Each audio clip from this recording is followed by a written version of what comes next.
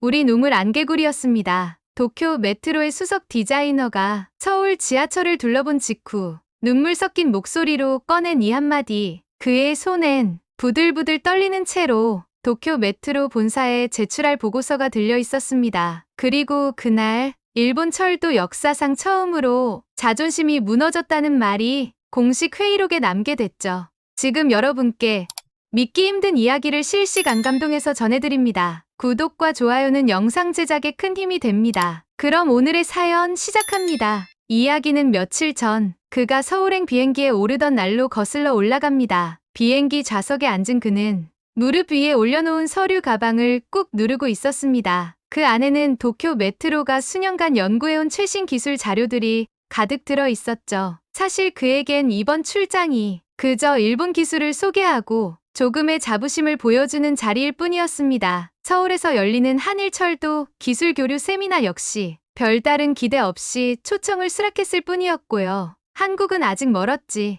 비행기 창밖을 바라보며 그는 속으로 그렇게 생각했습니다. 예전엔 우리가 쓰던 중고 차량을 수입하던 나라였잖아. 심지어 노트북 화면을 켜고 다시 한번 프레젠테이션 파일을 열었을 땐 이런 말도 자신 있게 쓸 수 있었습니다. Smart Metro, The Tokyo Way. 그에겐 자신감이 있었습니다. 아니, 자부심이라 말하는 게 맞겠죠. 한때 전 세계가 도쿄를 벤치마킹했던 시절, 그 중심에 그가 있었으니까요. 서울에 대해서는 그저 후발주자, 기껏해야 조금 따라온 수준일 거라 생각했습니다. 최근에 서울에 뭔가 새로운 시스템을 도입했다는 뉴스도 봤지만 대수롭지 않게 넘겼습니다. 언제 나처럼 과장된 홍보겠지. 그는 그렇게 단정했습니다. 하지만 그는 몰랐습니다. 이번 여행이 자신이 20년 동안 쌓아온 모든 확신을 송두리째 흔들어 놓을 거란 사실을요. 비행기가 인천공항에 도착하고 짐을 챙겨 철도로 향했습니다. 그런데 그 순간부터 뭔가 이상하다는 걸 느끼기 시작했죠. 공항에서 지하철역으로 이어지는 통로는 너무도 자연스럽고 어딘가 낯설 정도로 미래 같았습니다. 안내판은 깔끔했고 모든 표시가 직관적으로 되어 있었습니다. 다국어 지원은 기본이고 시각장애인을 위한 점자 시스템까지 잘 갖춰져 있었죠. 처음엔 그저 공항이라서 그런가 싶었습니다. 하지만 그 생각도 오래가지 않았습니다. 탑승한 에어포트 익스프레스 열차 안. 그곳에서 그동안 자신이 믿고 있던 모든 것들이 흔들리는 걸 느끼게 됩니다. 열차는 고속으로 주행 중이었지만 스마트폰은 한 번도 끊기지 않았습니다. 도쿄 메트로의 수많은 노선이 아직도 통신 음영 구간인 것과는 너무도 다른 모습이었죠. 열차 천장에는 커다란 디스플레이가 설치돼 있었고 현재 위치, 도착 예정 시간, 환승역의 혼잡도까지 실시간으로 표시되고 있었습니다. 그리고 그 모든 정보는 거짓 없이 실제로 작동하고 있었죠. 우리가 아직 검토도 못한 기술들인데 속으로 그렇게 중얼거렸습니다. 환승을 위해 스마트폰을 켰을 때는 또 한 번 충격을 받게 됩니다. 서울의 지하철 앱은 어디에 있는지, 어떤 열차를 타고 있는지, 앞으로 몇 분 후에 어떤 역에 도착하는지, 심지어 그 역이 얼마나 붐빌지도 알려주고 있었습니다. 도쿄에선 아직도 종이 노선도를 펴고 길을 찾는 사람들이 많습니다. 하지만 서울은 이 모든 게 앱 하나로 해결되고 있었습니다. 도시 전체가 하나의 연결된 시스템처럼 움직이고 있었습니다. 그 순간 깨닫게 됩니다. 자신이 지금까지 얼마나 좁은 세상에서 안주하며 살아왔는지를요. 그리고 이 정도면 놀랄 일은 다 끝났다고 생각했습니다. 하지만 그건 큰 착각이었습니다. 이제 막 진짜 충격이 시작되려 하고 있었으니까요. 서울역에서 환승을 위해 본 노선으로 향하던 길, 여전히 머릿속이 복잡했습니다. 아무리 그래도 공항선은 특수 노선이니까 서울 지하철 전체가 이럴 리는 없겠지. 하지만 그 생각은 개찰구를 지나본 노선 플랫폼에 발을 딛는 순간 완전히 깨져버립니다. 승강장엔 스크린도어가 설치돼 있었습니다. 그 자체는 특별할 것 없어 보였죠. 하지만 그가 충격을 받은 건 서울은 이미 2010년에 전 노선 스크린도어 설치를 완료했다는 사실이었습니다. 도쿄는 아직도 전체 노선 중 30%가량만 설치되어 있습니다. 입술을 굳게 다물었습니다. 우린 뭐 하고 있었던 걸까? 지하철이 도착했고 아무 생각 없이 탑승했습니다. 하지만 그 순간 또 한 번 놀라게 됩니다. 차량 내부에 설치된 센서들이 온도, 습도, 승객 밀집도를 자동으로 감지해 적절한 에어컨 강도와 조명을 조절하고 있었던 겁니다. 좌석에 앉아 스마트 디스플레이가 켜졌고 그가 앉은 칸의 혼잡도, 다음 환승역의 혼잡 상태, 그리고 추천 환승 방향까지 안내되고 있었습니다. 도쿄 메트로에선 아직 도입 계획도 세우지 못한 시스템입니다. 말없이 좌석에 기대어 창밖을 바라봤습니다. 사고방식부터가 다르구나. 그리고 도착한 종합관제센터, 서울교통공사의 심장이라 불리는 이곳에서 진짜 충격을 맞이하게 됩니다. 서울의 모든 지하철 노선은 하나의 통합 시스템으로 운영되고 있었습니다. 운행 중인 열차의 위치, 속도, 차량 내부 상태까지 실시간으로 한눈에 파악할 수 있었습니다. 게다가 AI가 실시간으로 승객 밀집도를 분석해 혼잡한 노선엔 임시 열차를 추가 투입하고 사고 발생 가능성이 감지되면 사전에 대응 체계를 가동하는 시스템까지 마련돼 있었죠. 우린 아직 각 회사가 따로 운영되고 있는데 서울은 이미 이걸 통합해버렸네. 서울은 지금 완전 자율주행 지하철을 테스트 중이라는 사실이었습니다. 그가 믿기지 않는다는 표정으로 바라보자 현장 담당자는 이렇게 말했습니다. 이미 심야 시간대에는 자율주행 시험 운행을 하고 있습니다. 실증 데이터도 상당 부분 확보됐어요. 도쿄는 아직도 반자율 시스템조차 정착되지 못하고 있는 상황. 말문이 막혔습니다. 그의 눈빛은 처음 서울에 도착했을 때와 완전히 달라져 있었습니다. 놀람, 당혹감, 그리고 부끄러움. 20년 넘게 철도 기술을 믿고 걸어온 사람으로서 자신이 얼마나 좁은 세상에 갇혀 있었는지 깨달은 순간이었습니다. 그리고 서울에서 열릴 기술 교류 세미나에 참석하러 이동합니다. 마지막 자존심이라도 지켜보겠단 마음으로 발표 자료를 다시 한번 확인하며 하지만 그곳에서 자신의 PPT를 끝까지 넘기지 못하게 됩니다. 도쿄 메트로가 자랑스럽게 준비해온 기술 대부분이 이미 서울에서는 몇 년 전에 상용화된 것들이었기 때문입니다. 이제 그는 선택의 기로에 서게 됩니다. 그 자리를 자존심으로 채울지 아니면 진심으로 고개를 숙이고 배울지를요. 그리고 결국 그는 발표를 멈추고 고개를 숙였습니다. 이렇게 말하면서요.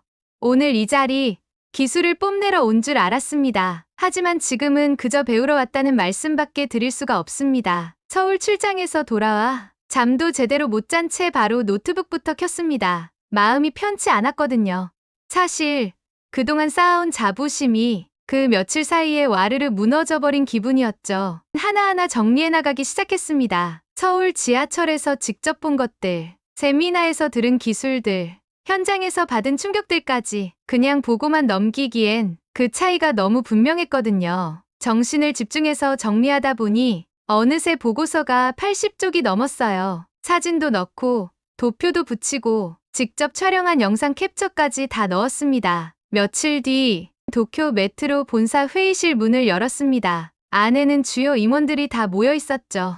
기술이사, 전략팀장, 운영본부장까지 익숙한 얼굴들이지만 그날따라 유난히 부담스럽게 느껴졌습니다. 회의는 늘 하던 대로 시작됐습니다. 조심스럽게 첫 장을 넘겼고 회의실 스크린에 이런 문장이 뜹니다. 우리가 기준이라 믿어왔던 것들이 더 이상 기준이 아니었습니다. 그 순간 누군가 자리에서 몸을 살짝 움직였고 누군가는 작게 한숨을 쉬었습니다. 천천히 하지만 확실하게 말을 이어갔습니다. 서울에서 본 지하철 시스템, AI 관제, 오직 기반 실시간 안내, 그리고 사람들이 당연하게 쓰고 있는 안면 인식 개찰구까지 처음엔 믿지 않는 눈치였어요. 그게 정말 그렇게까지 돼 있다고요? 기술이사가 고개를 갸우뚱하며 물었죠. 직접 다 보고 왔습니다. 앱 하나로 노선도, 열차 위치, 환승역 혼잡도까지 다 확인되고요. 우리보다 훨씬 앞서 있었습니다. 그제야 사람들의 표정이 조금씩 달라졌습니다.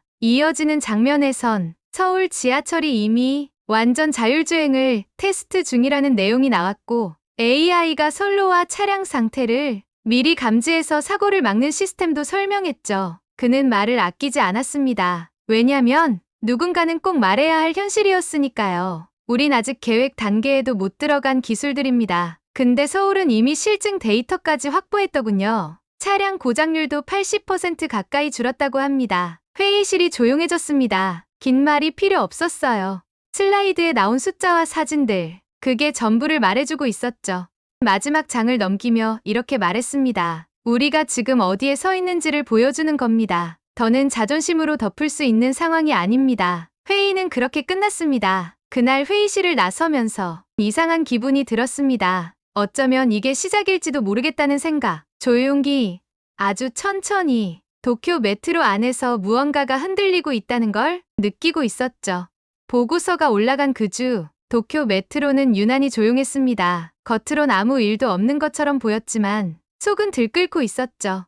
회의가 끝난 다음 날, 평소보다 일찍 출근했습니다. 누가 불러서가 아니라 그냥 마음이 편치 않았거든요. 그가 사무실에 들어서자 몇몇 동료들이 고개를 돌렸습니다. 인사도 하지 않고 모니터에만 시선을 받고 있는 사람도 있었죠. 괜찮다고 생각하려 했지만 그도 알 수 있었습니다. 지금 회사 안에서 그 보고서가 어떤 의미로 퍼지고 있는지. 그리고 며칠 뒤 임원 회의가 다시 열렸습니다. 이번엔 본부장급까지 참석한 자리였죠. 그 보고서에 대한 공식 논의가 처음으로 시작되는 순간이었습니다. 처음 몇 분간은 아무도 말을 꺼내지 않았습니다. 회의실 안은 쥐죽은 듯 조용했고 그 보고서가 담긴 파일만 스크린에 조용히 떠 있었습니다. 그 침묵을 깬 건 기술이사였습니다. 솔직히 말해서 지나치게 과장된 거 아닙니까? 직접 보고 직접 경험했습니다. 제 주관이 아니라 현장에서 확인한 내용입니다. 그 말에 또다시 침묵이 흘렀습니다. 그제야 다른 임원이 입을 열었습니다. 전략본부장이었죠.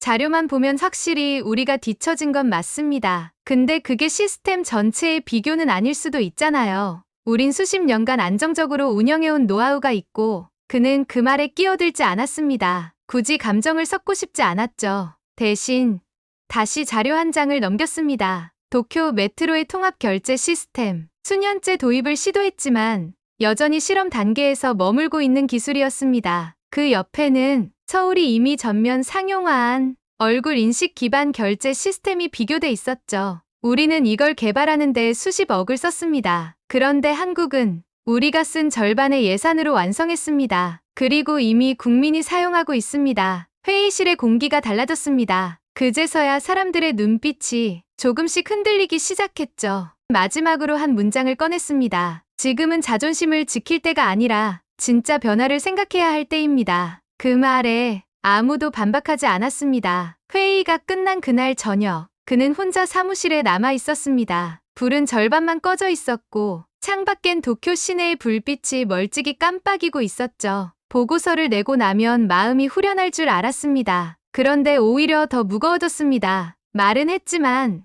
과연 이 조직이 바뀔 수 있을까? 그게 잘 상상이 되지 않았거든요. 하지만 그로부터 일주일쯤 지났을까요? 예상치 못한 연락이 하나 왔습니다. 사장 직속 비서실에서였습니다. 회장실로 오라는 통보였죠. 자리를 정돈하고 회장실로 올라갔습니다. 문을 열자 사장이 앉아 있었습니다. 커피가 반쯤 비어 있었고 책상엔 보고서 사본이 올려져 있었습니다. 사장은 고개를 들지 않고 말했습니다. 보고서 잘 읽었습니다. 솔직히 말해서 충격이었어요. 잠시 침묵이 흘렀고 사장은 이렇게 말했습니다. 이대로는 안 됩니다. TF팀을 구성할 겁니다. 당신이 그 팀을 맡아주세요. 순간 말이 나오지 않았습니다. 기다려온 말이긴 했지만 막상 현실이 되니 책임이 너무 무겁게 느껴졌죠. 제가 해도 되겠습니까? 그 질문에 사장은 이렇게 답했습니다. 당신이 아니면 누가 합니까? 당신은 이미 눈으로 보고 왔잖아요. 그렇게 해서 기술혁신 태스크포스라는 이름의 팀이 만들어졌습니다. 팀엔 각 부서에서 몇 명씩 인원이 모였습니다. 젊은 직원도 있었고 10년 넘게 기술 개발만 해온 선배들도 있었죠. 하지만 분위기가 마냥 좋지만은 않았습니다. 첫 회의 날 한 기술팀 팀장이 말을 꺼냈습니다. 그쪽 보고서에 나와 있는 기술들. 솔직히 우리랑 맞지도 않는 것들이 많습니다. 서울은 서울이고 우린 도쿄잖아요. 자존심, 그게 남아 있었던 거죠. 저도 처음엔 그렇게 생각했습니다. 하지만 직접 가보니까 알겠더군요. 우리가 놓친 게 기술만이 아니었습니다. 우리는 생각 자체가 늦어 있었어요. 회의실 안은 조용해졌습니다. 그날 이후 TF팀은 하나하나 서울 시스템을 분석하기 시작했습니다. 앱의 구조, 통합 결제 방식, 데이터 센터 운영 방식까지 모두 처음부터 다시 뜯어봤죠. 처음엔 버거웠습니다. 그런데 이상하게 팀원들의 눈빛이 며칠 사이에 바뀌기 시작했습니다. 회의에서 나오는 말이 달라졌습니다. 도입해볼 수 있겠네요. 이 구조는 오히려 우리가 좀 더 유리할 수도 있겠습니다. 그때 처음으로 확신했습니다. 우린 진짜 조금씩 바뀌고 있다. 하지만 모든 사람들이 이 변화를 반기는 건 아니었습니다. TF팀이 만들어지고 몇 주가 흘렀을 무렵 조직 안에서는 조금씩 변화의 기류가 감지되기 시작했습니다. 회의실에서 오가던 단어들이 달라졌고 젊은 직원들 사이에선 서울 시스템 분석이라는 말이 심심찮게 들려왔죠. 하지만 그 분위기를 못마땅해 하는 이들도 분명히 있었어요. 특히 오래된 기술진 몇몇은 이 모든 게 지나친 자기 비하라고 여겼습니다. 우리가 그렇게까지 뒤처졌다고? 한두 가지 앞선 기술을 보고 그렇게 말하면 안 되지. 가장 강하게 반발한 건 기술이사였습니다. 회사 내에서 영향력도 컸고 도쿄 메트로의 정체성을 상징하는 인물이기도 했죠. 그는 어느 회의 자리에서 노골적으로 불만을 드러냈습니다. 지금 분위기 보면 마치 우리가 한국보다 한참 뒤처진 것처럼 느껴지는데 그쪽은 아직 도시 철도 전체 규모나 서비스 범위 면에서 우리 수준까지 오지도 못했습니다. 회의실 안 분위기가 싸늘해졌습니다. 아무도 쉽게 입을 떼지 못했지만 그는 그냥 넘어가지 않았습니다. 이사님, 저도 그렇게 생각하고 싶었습니다. 그런데 실제로 가보니까 우리가 과거에 자랑하던 것들이 그쪽에선 이미 일상처럼 쓰이고 있었습니다. 기술이사는 말없이 그를 바라봤습니다. 마치 내가 뭘 안다고라는 눈빛이었죠. 그는 다시 말했습니다. 그게 한두 가지가 아니었습니다. 관제, 결제, 안전, 정보 시스템. 우리는 아직 계획 단계인 것들이 거기선 이미 실용화되고 있었어요. 그걸 인정하지 않으면 아무것도 바뀌지 않습니다. 회의실 안은 조용했지만 공기는 무거웠습니다. 누군가는 고개를 숙였고 누군가는 한참을 생각에 잠겼습니다. 그날 회의가 끝나고 그는 따로 부사장에게 불려갔습니다. 걱정 섞인 목소리였죠. 그렇게까지 정면으로 반박해도 괜찮겠습니까? 괜히 내부 갈등만 키우는 거 아닐까요? 그는 웃지도 않고 말했습니다. 예전엔 저도 그랬습니다. 갈등 생기는 게 싫어서 그냥 침묵했죠. 근데 이제는 이렇게라도 말하지 않으면 우린 정말 늦을 것 같습니다. 부사장은 말없이 고개를 끄덕였습니다. 그날 이후로 기술이사 쪽의 견제는 조금씩 수면 아래로 내려갔고 TF팀은 본격적으로 파일럿 프로젝트를 준비하기 시작했습니다. 물론 여전히 반대하는 시선은 존재했지만 조직 전체가 조금씩 서울을 따라가야 한다는 쪽으로 기울어가고 있었습니다. 그 변화가 당장은 느리게 보일지 몰라도 결코 작지 않은 시작이라는 걸 알고 있었습니다. 그리고 이제 도쿄 메트로는 한 가지 결정을 내려야 했습니다. 그 결정을 내릴 시간은 그리 많이 남아있지 않았죠. 몇 달 전만 해도 도쿄 메트로에서 한국 지하철 이야기를 꺼낸다는 것 자체가 조심스러웠습니다. 괜히 괜찮다고 말했다가 오해 사는 거 아니냐. 우린 우리만의 방식이 있다. 그런 말들이 공기처럼 떠돌았죠. 하지만 TF팀이 꾸려지고 하나둘씩 기술 분석이 쌓이기 시작하면서 조직 안 분위기가 조금씩 달라졌습니다. 젊은 직원들 사이에선 서울에서 어떻게 했는지 봐야 해요라는 말이 회의 중 자연스럽게 나왔고 중간 관리자들조차 이제는 한국 시스템을 부정하지 않았습니다. TF팀은 마침내 하나의 제안서를 완성했습니다. 도쿄 메트로를 위한 새로운 관제 시스템. 기존의 독립 운영 구조를 통합해 하나의 스마트 시스템으로 묶는 계획이었고 서울이 쓰고 있는 기술들과 철학을 우리 도시 실정에 맞게 해석한 시안이 담겨 있었죠. 그리고 회의 당일 그는 그 제안서를 들고 임원진 앞에 다시 섰습니다. 이번에는 예전처럼 불안하지 않았습니다. 발표를 마친 뒤 한참 동안 아무도 말을 하지 않았습니다. 그리고 기술이사가 조용히 고개를 끄덕였습니다. 생각보다 우리가 많이 늦었군요. 그 말 한마디에 회의실 안공기가 확 바뀌었습니다. 이사장은 회의 말미에 이렇게 말했습니다. 과거의 방식에 머무르다간 우리도 언젠간 뒤처지겠죠.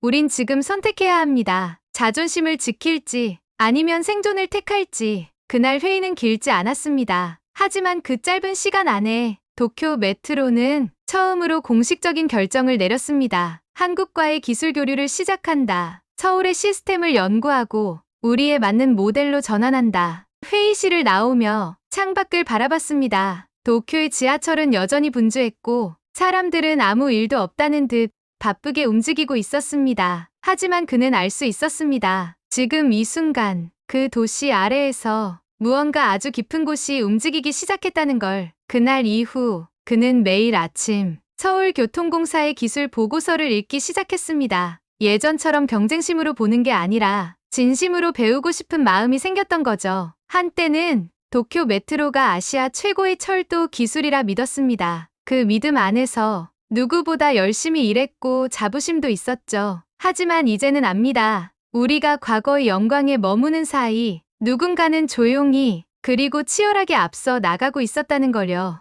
보고서를 작성하면서 마지막에 적은 문장이 있습니다. 우리는 지금 선택의 기로에 서 있습니다. 과거에 머무를 것인가 아니면 새로운 미래로 나아갈 것인가. 그 문장이 지금 도쿄 메트로 전체에 울리고 있습니다. 그리고 그는 더 이상 두려워하지 않습니다. 배우는 걸 부끄러워하지 않게 되었거든요. 우리도 언젠가, 요즘 그는 종종 이런 생각을 합니다. 언젠가 도쿄 지하철이 지금보다 더 나아졌다고 누군가 우리를 보며 부러워하게 될 날이 올까? 그때가 언제일지는 모르지만 그는 믿습니다. 서울처럼 우리도 바뀔 수 있을 거라고요. 그들도 한때 누군가를 부러워했던 시절이 있었겠죠. 지금 우리가 그러는 것처럼요. 그리고 그날이 오기 전까지 그는 조용히 앞으로 나아갈 겁니다. 오늘의 사연 어떻게 보셨나요? 20년 넘게 자부심 하나로 버텨온 한 기술자가 서울 지하철 앞에서 무릎을 꿇을 수밖에 없었던 이유. 그 속엔 기술의 차이가 아니라 우리가 얼마나 치열하게 달려왔는지가 담겨 있었던 것 같아요. 자랑스러운 한국의 기술력이 전 세계에 더 널리 퍼질 수 있도록 여러분의 구독과 좋아요 부탁드립니다. 오늘도 시청해주셔서 감사합니다.